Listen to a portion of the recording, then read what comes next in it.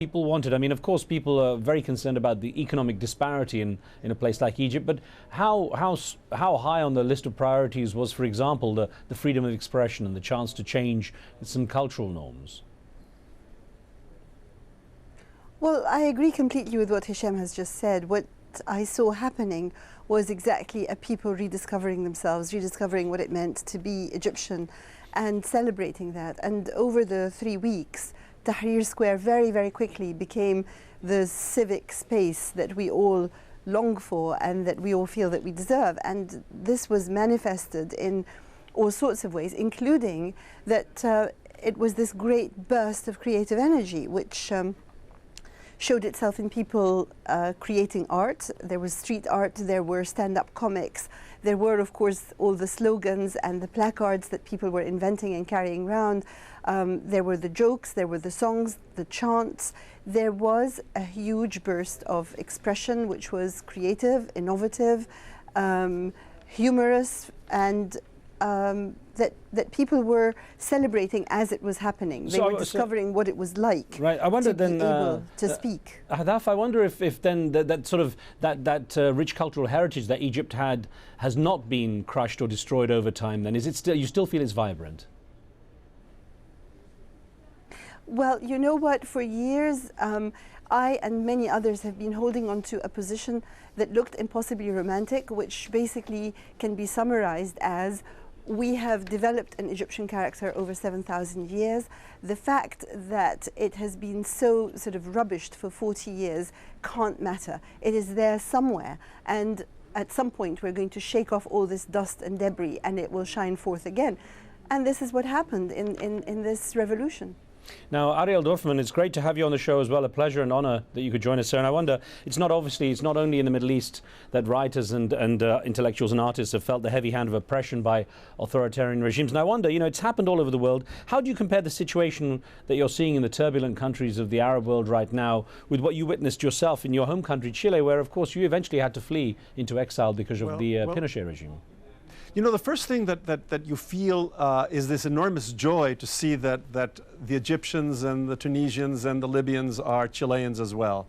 And I think the extraordinary thing that you're hearing here is voice. There are many voices that were there, but they were suppressed. They weren't finding each other.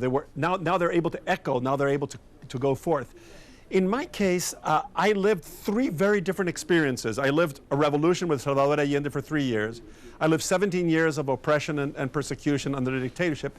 And then I lived what now the Egyptians and the Tunisians and others are starting to look at, which is the transition to democracy, which is the most complicated of all these, both for the people, for the politics, for the army, but especially for the writers and for the artists.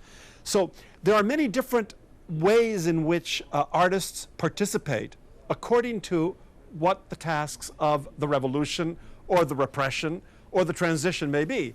But these are not always the same sort of thing that you do. In other words, I can't write Death in the Maiden when I'm with Allende's because people aren't being tortured there, right? So I wrote it for the transition.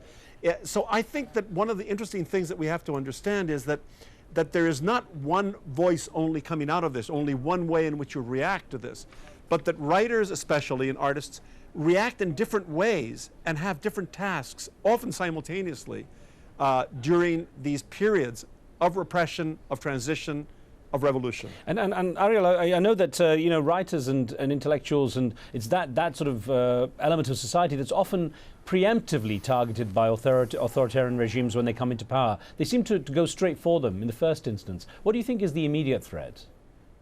Well, the immediate threat is that if you allow anybody to speak out, if you allow anybody, I mean, the one thing that art has, especially in countries such as Egypt, Libya, Chile, is that it's always transgressive.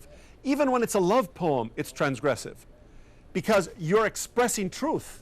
And these are regimes that are based upon lies. They're based upon hiding from each other and from the people the truth of what's happening.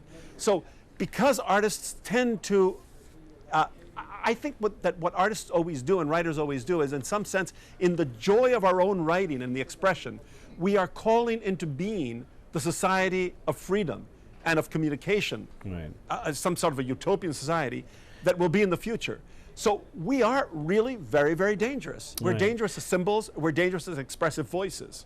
Hisham Atta, let me ask you, you had personal experience of living, with the secret police and living under the regime of Muammar Gaddafi. Give us some idea of what you really experienced in terms of how repressive it was. Well, you mean my Family. personal experience, or you mean Yourself the family and, experience? yourself and your Well, family, it of was course, yeah. Well, we left Libya in the late 70s. When I mean, if you were to choose, one of the important years under the Gaddafi regime, it was 79, because many writers were imprisoned then. It was a great crackdown on civil society. Books were burnt. We left that year and we went to Egypt, and it wasn't until 10 years later that my father was kidnapped. And during those 10 years, we were sort of sandwiched between two dictatorships, between the Egyptian and the Libyan.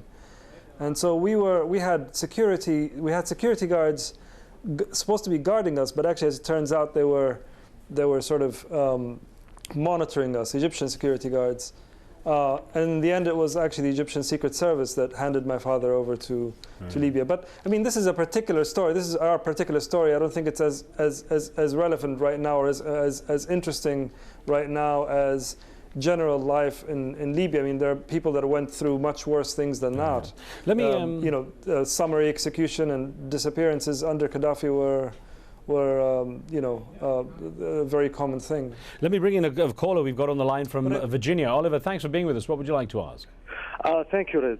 I have a couple questions. The first one is the substance of the word that activate these demonstrations, or the repetition? Because from history, we learned that the German people went with Adolf Hitler, despite all the atrocities that he did, to the end, until the end.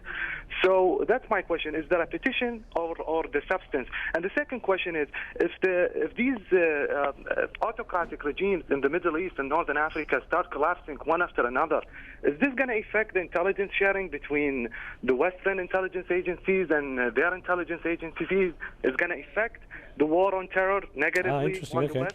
Well, Oliver, let me put the first part to Ariel Dorfman and ask about that. Is it the repetition of the phrase or the actual content that allows someone to be so convincing when it comes to using words? Well, I think that the use of those words by these totalitarian regimes is not only in the incantation of the word itself, but it has to do with the fertile ground where it happens. There is, for instance, a great deal of desire for security and stability, and that's what dictators play to all the time. They always play with fear. So I don't think it's only the repetition of the words. What's nice about art is that art doesn't repeat words. It invents words constantly. It's always imagining a different parallel reality, and that's where its enormous strength comes from, and that's where I think also we have this tremendous pressure on artists. That's why artists are always exiled. They're jailed, as many other people are. I mean, our Libyan friend certainly explained that very, very clearly. Very often artists, in fact, they're persecuted, but very often, at least we know about their fate. We don't know about the fate about the peasants and the workers and the students.